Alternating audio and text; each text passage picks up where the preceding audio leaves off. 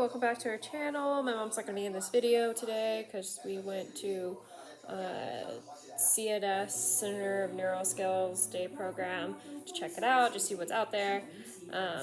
So she's pretty tired. She's just enjoying TPB, so you'll kind of hear that in the background.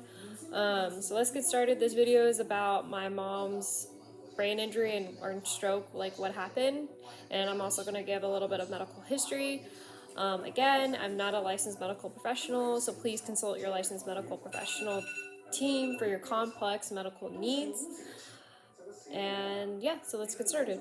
So little medical history about my mom is she had breast cancer in 2016. She had stage 3 breast cancer, and then she had a long history of high blood pressure, but never took her high blood pressure medication. As well, she had difficulties with alcohol as well. And COVID-19 hit, and so she got COVID-19 back in 2020. And not long after that, she had we weren't really sure. She never got it, and this is why it's important to get things examined by your medical team.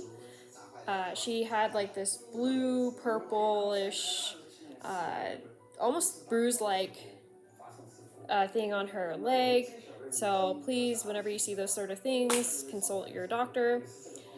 So fast forward, not too long after that, she had a brain bleed, aka hemorrhagic stroke, on her cerebellum. It mostly impacted her posterior part of her cerebellum, so the back end part of her cerebellum.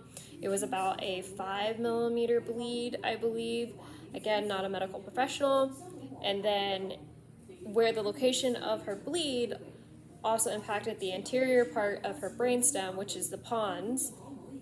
And so her cerebellum and her pons, here's her cerebellum, here's her pons, and she also had bleeding into her fourth ventricle, and then she had hydrocephalus, which is swelling of the brain, and she had 2 EVDs placed right here in the front of her brain, which is to help drain out the blood out of the brain.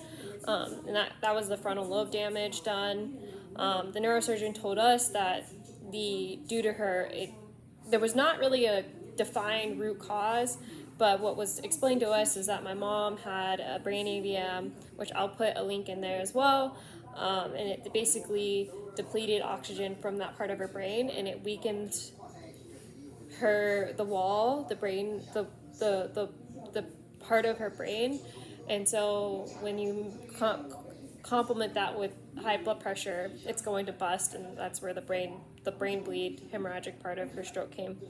Then post-op, when you bleed, you clot, she had a bilateral ischemic stroke, so blood clot stroke, on her PICA, which is posterior inferior cerebellar artery, and that's the biggest artery on your cerebellum. So yeah, I'll put links down below as to what part of her brains were impacted.